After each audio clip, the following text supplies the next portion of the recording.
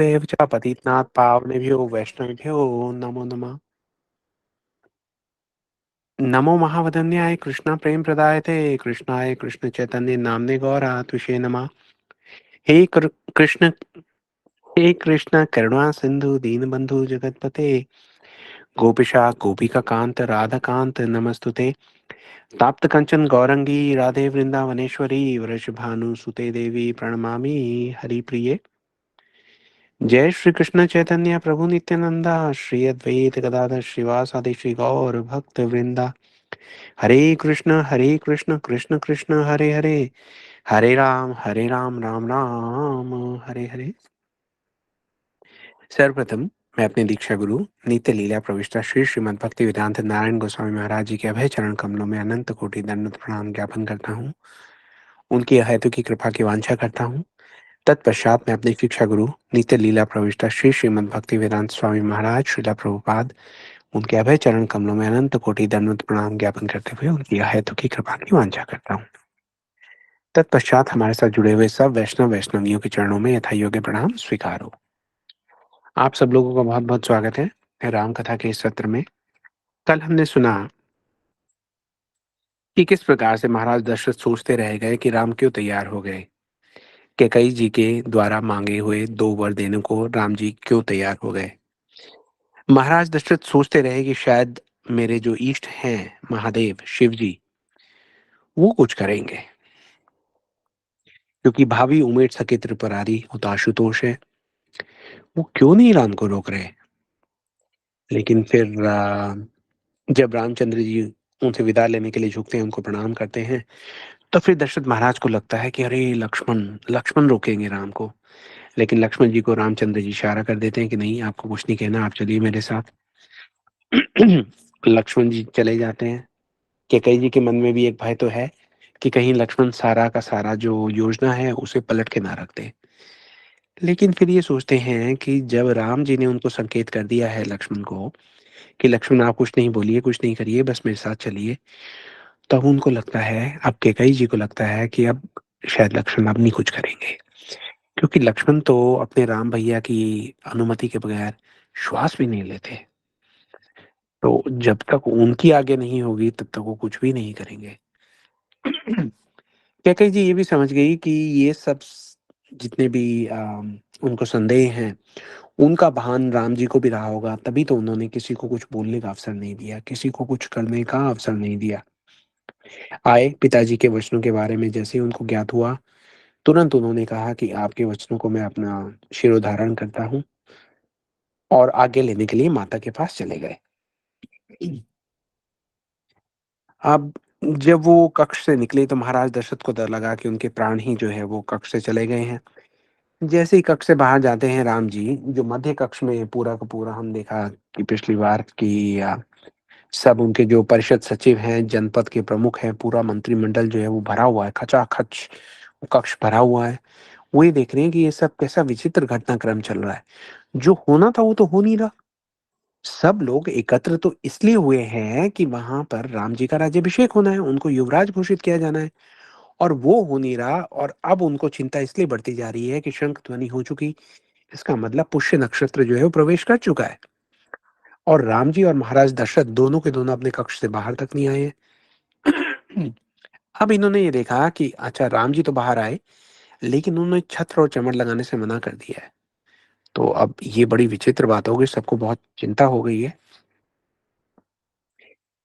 सुमंत जी रथ लेके आते हैं कि राम जी जाएंगे कौशल्या जी के आश्रम में, उन कौशल्या जी के महल में, उसके बाद सुमित्रा जी के पास जाएंगे। लेकिन राम जी मना कर देते हैं, वो ये कहते हैं अब मैं रथ पे नहीं बैठूंगा। राम जी पैदल पैदल चल रहे हैं, लक्ष्मण पीछे पीछे, सब लोग देख रहे हैं कि ये हुआ क्या। लक्ष्मण के क्रोध से ये लक्षित हो गया, लोगों को इस बात का भान हो गया कि कोई अनहोनी घटना जो है वो घट चुकी है। सुमंत जी ने सब लोगों को एकत्र किया, उनको संक्षिप्त में पूरी स्थिति का परिचय दिया। उसके साथ ही अपने सब जो भी उनके विश्वसनीय जो दूत थे, सैनिक थे, उनको नियुक्त कर दिया कि राज महलों में जो लोग अंदर हैं वो अंदर ही रहेंगे, जो लोग बाहर हैं वो अब प्रवेश नहीं कर पाएंगे। केवल राज परिवार के सदस्य ही राजमहल के अंदर या बाहर आ सकते हैं, जा सकते हैं। सुमंत जी ये समझ गए कि राम जी जो है वो कौशल्या जी के महल में जाएँगे, सुमित्रा जी के पास जाएँगे, जहाँ भी जाएँगे, उनके जाने से पहले कोई गलत समाचार वहाँ तक नहीं पहुँचना चाहिए। सुमंत जी ने वो प्रबंध करा दिया। लेकिन अयोध्या के बाहर, राजमहल के बाहर अयोध्या के अंदर जो है, ये समाचार तो जंगल की आग की तरह फैल ही गया है, फैलता जा रहा है। लोगों ने अपने-अपने घर जो सजाए हुए थे, इस उम्मीद में कि राम जी की जब सवारी निकलेगी, तो राम जी हमारे घरों की ओर एक दृष्टिपात करेंगे।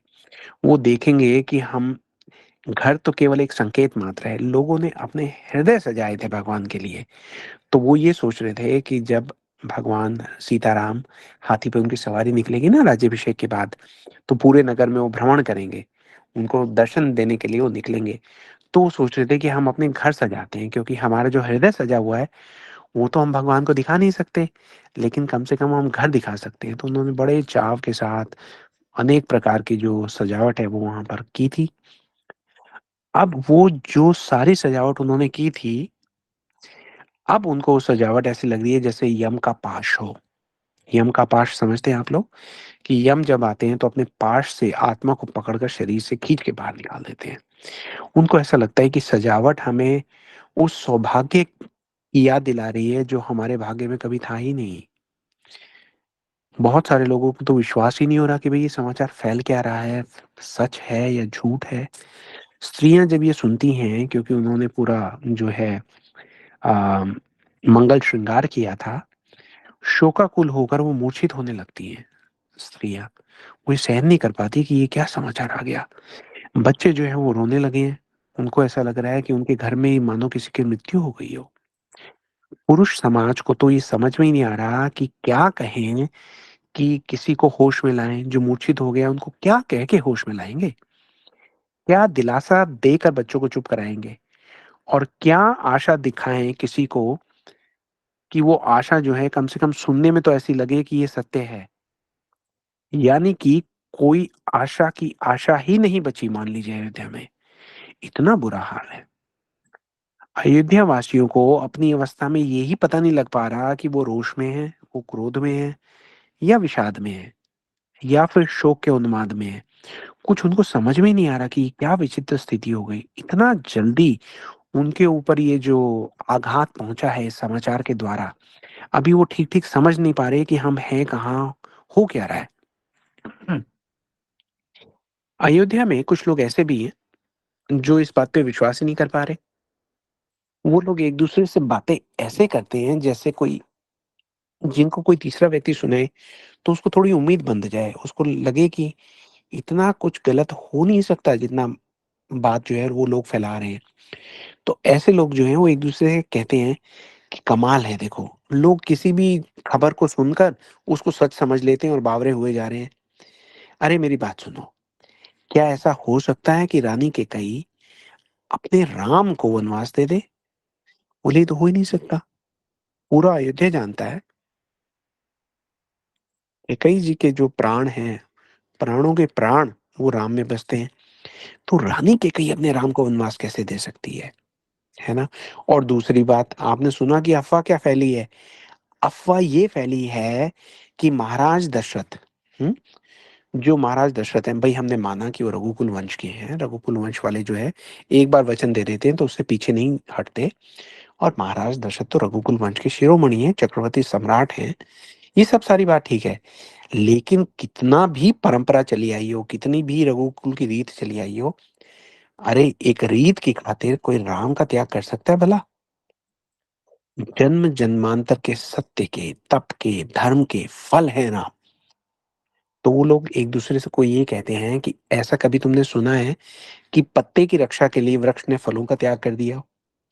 तो ये कैसे हो सकता है कि रानी कैकेयी ने ऐसा वर माँगा हो और ये कैसे हो सकता है कि महाराज दशरथ ने ऐसा वर दे दिया हो?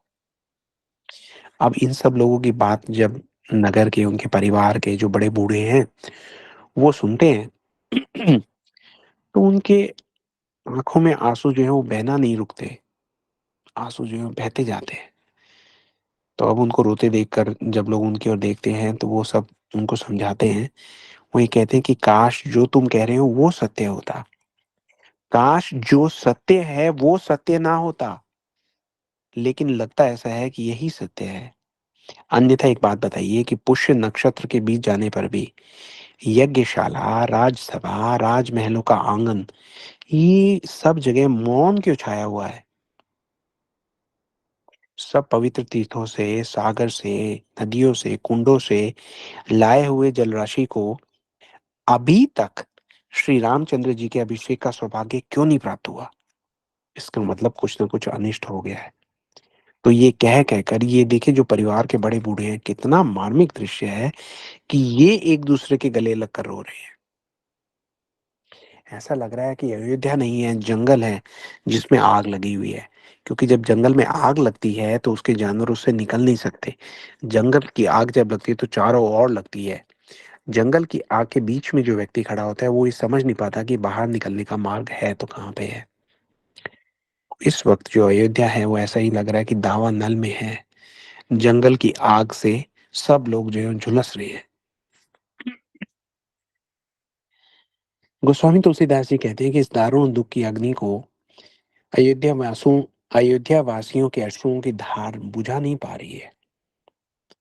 अच्छा, इसके साथ साथ एक और बहुत बड़ा प्रश्न भी उठ खड़ा हुआ है। प्रश्न ये है कि अब अयोध्या वासी सोच रहे हैं कि अगर राजा ने ऐसा किया है, महाराज दशरथ ने वास्तव में रानी कैकेयी के मांगे हुए इन दो वरों को देने का वचन दे दिया है, तो राजा की इस करनी के बाद भी क्या हम राजभक्त बने रहे या नहीं बने रहे?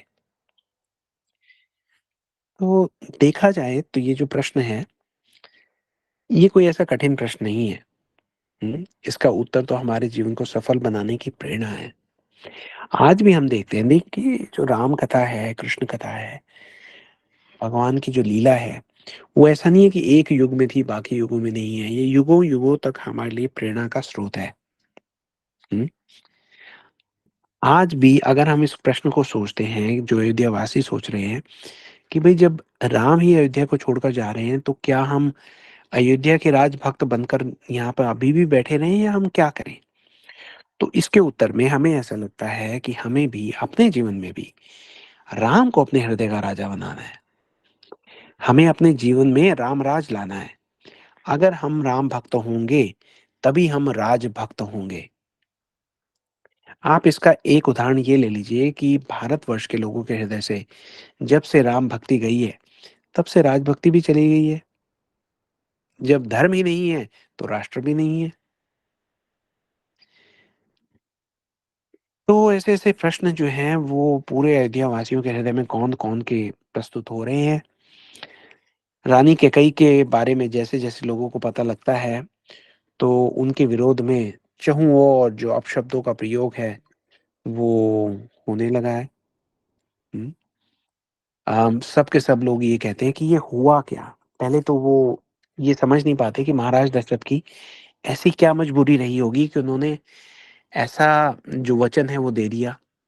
सब लोग यही कहते हैं, "एक कही भल भूप न कीना, बसु बिचारी नहीं कुमति दीना।" कि भई राजा ने विचार क्यों नहीं किया? ऐसा क्या सोचा उन्होंने कि दुर्बुद्धि कैकेयी को ऐसा वर दे दिया?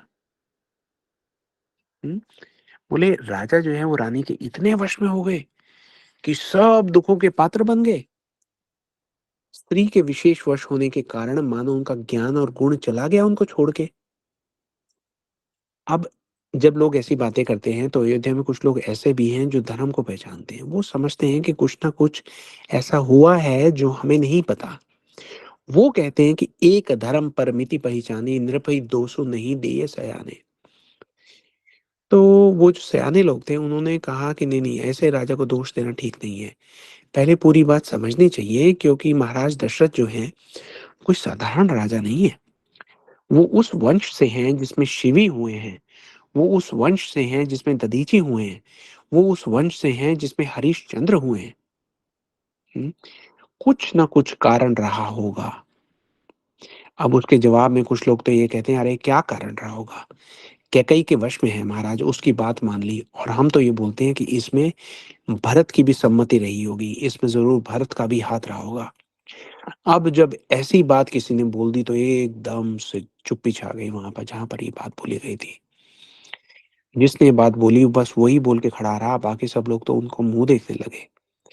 सब लोग अपने हाथों से अपने कानों को ढक लिया उन्होंने, जीभ को दाँत से दबा लिया और बोला कि ये क्या बोल दिया? यहाँ तक तो ठीक था, लेकिन भरत जी के बारे में ये कैसे बोल दिया?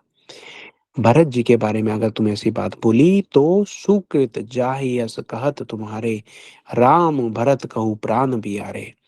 बोले भरत जी तो श्री रामचंद्र जी को प्राणों के समान प्रिय हैं, ये तुमने क्या बोल दिया? एक भरत कन सम्मति कही, एक उदास भई सुनी रही, कान मूदी कर रद गही जीहा, एक कही यह बात अलीहा। बोले भरत जी राम जी के नहीं, ये नहीं हो सकता। चंद्रमा जो है, हो सकता है एक रात को चंद्रमा निकले और वो शीतल किरणों की जगह आग की चिंगारियां बरसाने लगे। ये हो सकता है कि कोई व्यक्ति अमृत का पान करे और पान करते ही वो मृत्यु को प्राप्त हो जाए। लेकिन भरत जो है वो स्वप्न में भी कभी अपने भाई श्री रामचंद्र जी के विरुद्ध कुछ कहेंगे नहीं, कुछ करेंगे नहीं, सोच भी नहीं सकते।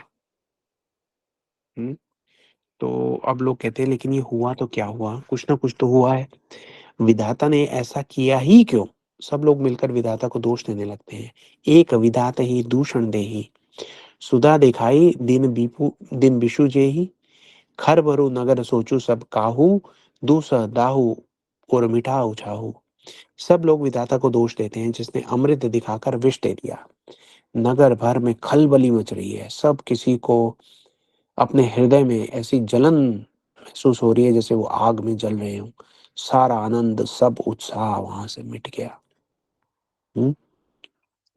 उसके साथ ही जैसा हमने बताया था कि सुमंत जी के आदेश पर जो राजमहल हैं, उनके द्वारों पर नाकाबंदी कर दी गई है।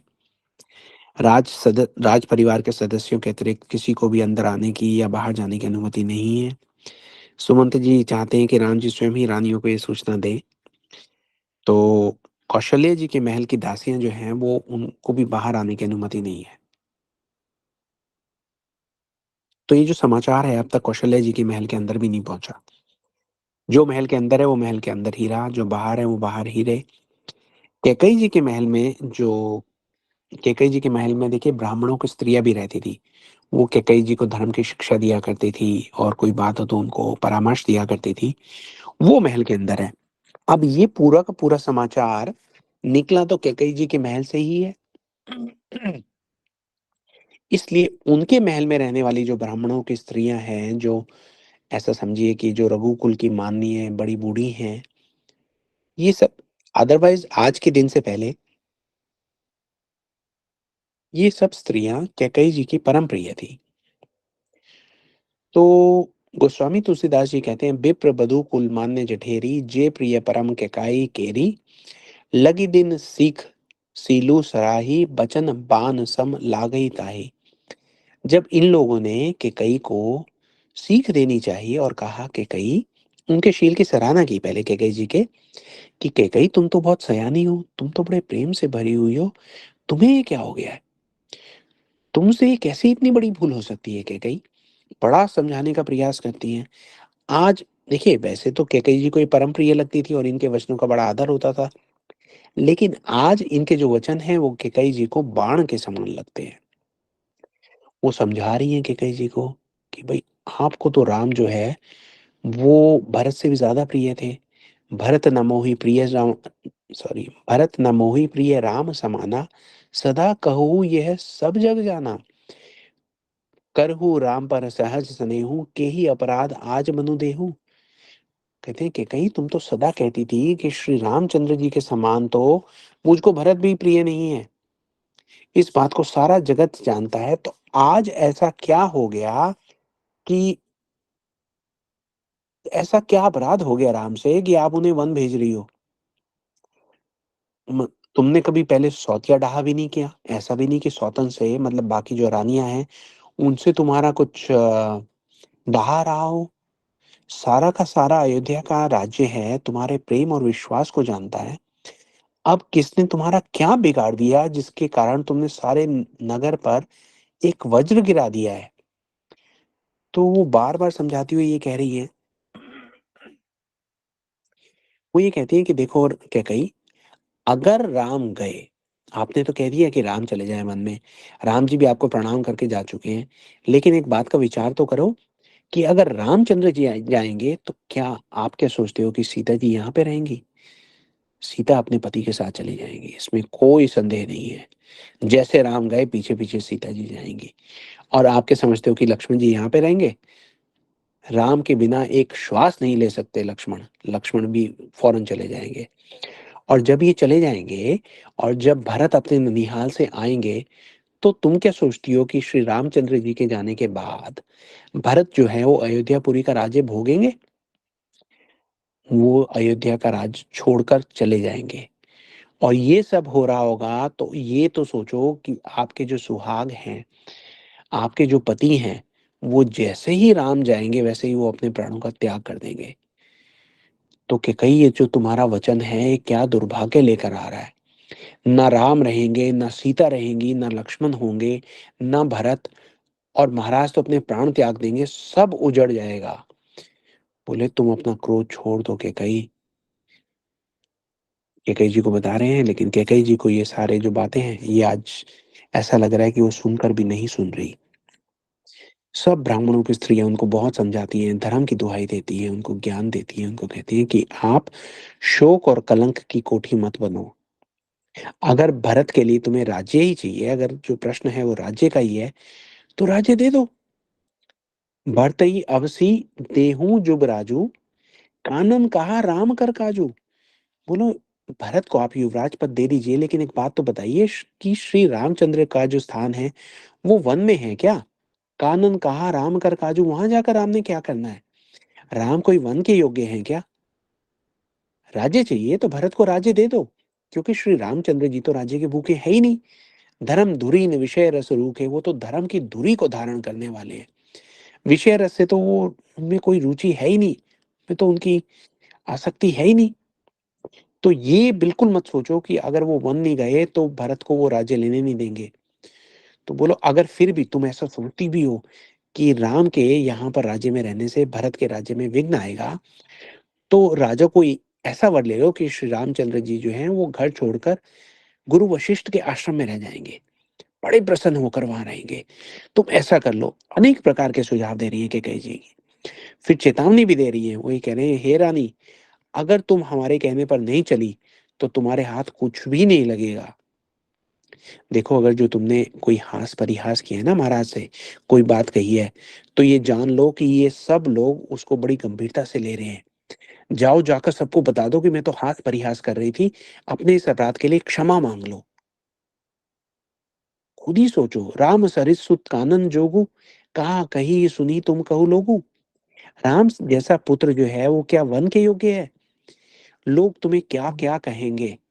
बोले जल्दी इसको रोक लो, ये दुर्भाग्य जो है ये बढ़ता जा रहा है। कहीं ऐसा ना हो कि ये शोक और ये जो कलंक है पूरे कुल का नाश कर दे।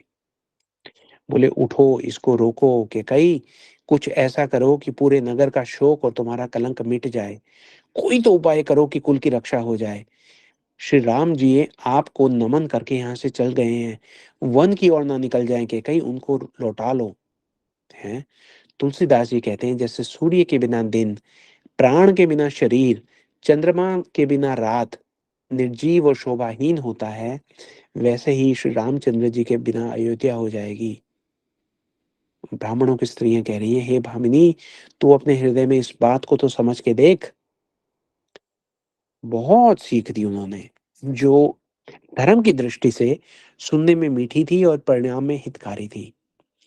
लेकिन कैकेयी जी को तो कुटिला कुबड़ी ने, मंथरा ने ऐसा सिखाया पढ़ाया था कि उन्होंने किसी की बात पर ज़रा भी कान नहीं दिया, ज़रा भी ध्यान नहीं दिया।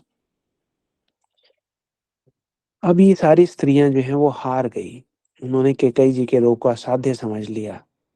सब उनको मंदबुद्धि और अभागिनी कहती हुई वहाँ से चल पड़ी। हुँ। एक-दूसरे से बात करती हुई जा रही हैं। कह रही हैं कि राज्य करते हुए इसके कई को दैव ने नष्ट कर दिया है। इसने जैसा कैकेयी ने किया है वैसा कभी कोई नहीं कर सकता। ये क्या किया है? नगर के सब स्त्री-पुरुष विलाप कर रहे हैं। कैकेयी जी को करोड़ों अपशब्द कह रहे हैं। "एहि विधि विल पही कुर नर नारी तेहि कुचाली कोटि गारी। जर ही विषम जर ले ही उसासा कवनी राम बिनु जीवन आसा। लोग भयानक दुख की आग से जल रहे हैं, लंबी सांस लेते हुए वो कहते हैं कि अगर रामचंद्र जी चले गए तो हम अपने प्राणों का त्याग कर देंगे। महान वियोग की आशंका से प्रजा ऐसी व्याकुल हो गई है जैसे पानी सूख जाने के बाद जलचर जीवों का समुदाय जो है वो व्याकुल हो जाए। हम्म, सब के सब पुरुष और स्त्रियां जो हैं वो अत्यंत विषाद के वश हैं। रामचंद्र जी को जाता देख रहे हैं नगर में, सब लोग देख रहे हैं, उनके पीछे लक्ष्मण जी जा रहे हैं। रामचंद्र जी जो है माता कौशल्या के महल में पहुंच गए हैं। महल में आकर उन्होंने द्वार से अंदर प्रवेश किया है। रामचंद्र जी को देखकर महल के द्वार जो है खुल गए हैं। लक्ष्मण जी साथ साथ हैं। महल के अंदर कौशल्या जी जो हैं, उनको मानो भगवान ने ऐसा प्रबंध किया है, उनको समय का भान ही नहीं है। उन्होंने राज्याभिषेक के लिए, राम जी के लिए उन्होंने पोशाक बनाई थी। अब उसी को वो सजा रही हैं, है ना? पूरे अयोध्या ने सुना कि पुष्य नक्षत्र के शंख जो है बज गए। कौशल्या जी का ध्यान ही नहीं गया है। अब तक वो यही सोच रही हैं कि राम जो है वो आते ही होंगे। कुछ समय पहले तो उन्होंने दासियों से कहा भी कि भाई राम कहाँ है, बुला के लाओ ना, पोशाक तो तैयार है, राज्याभिषेक के लिए सब लोग प्रतीक्षा में होंगे। तो उन तक ये समाचार पहुंचा था कि राम जो है वो कौशल्या जी के महल की ओर गए हैं। सॉरी, राम जो है कैकई जी के महल की ओर गए हैं। तो ये समाचार जब सुना था कौशल्या जी ने, तो उन्होंने ये सोचा था, बड़ी प्रसन्न हुई थी कौशल्या जी। कौशल्या जी ने कहा कि बात तो बहुत स्वाभाविक है, क्योंकि राम को सबसे ज्यादा प्रेम, सबसे ज्यादा स्नेह अगर कोई करता है तो कैकई ही तो करती है। तो सबसे पहले वो कैकई का ही आशीर्वाद लेने गए हैं। इसमें तो जरा भी आश्चर्य की बात नहीं है। तो अब जब कौशल्या जी देखती हैं कि अरे राम आ गए, तो बहुत प्रसन्न हो जाती हैं। मुड़कर वो उस स्थान की ओर बढ़ती हैं जहाँ पे उन्होंने राम जी के राज्याभिषेक के लिए पोशाक को तैयार करके रखा हुआ था। अब जब वो पोशाक को उठाएंगी, राम जी की तरफ मुड़ेंगी, तो क्या वो पोशाक जो है राम जी तक पहुंच पाएगी, या उसके पहले ही राम जी कौशल्या जी को वो समाचार देंगे जो देने के लिए वो कौशल्या जी के महल में आए हैं। तो ये जानने के लिए हम आप सबको आमंत्रित करते हैं कल के सत्र में, कल की राम कथा के सेशन में। आप सब लोग अवश्य आइए और आकर देखिए कि भगवान किस प्रकार से अपना शील प्रकट कर रहे हैं। ये भगवान के मर्यादा पुरुषोत्तम बनने की यात्रा का पहला पड़ाव है, और इस पड़ाव में आप सब लोगों को हम निमंत्रण देते हैं। तो प्रयास कीजिए कि कल आप सब लोग हमारे साथ जुड़ें। बहुत कारुणिक संवाद हुआ है कौशल्या जी का राम जी के साथ। क्या धर्म संकट हुआ है, कौशल्या जी ने क्या शील का परिचय दिया है। रामचरितमानस की रामायण का एक एक पात्र अपने आप में इतना अनूठा है कि उनको क्या कहा जाए, हमारे पास तो शब्द ही नहीं है। तो आज के लिए हम यहीं पे अपनी वाणी को विराम देते हैं, आप सब लोगों से आज्ञा देते हैं। हरे कृष्णा, जय श्री राम, जय श्री राधे। जी, अगर किसी का कोई प्रश्न हो तो वो हैंड रेज कर सकते हैं, अन्यथा हम इस सेशन को यहीं पे क्लोज करते हैं।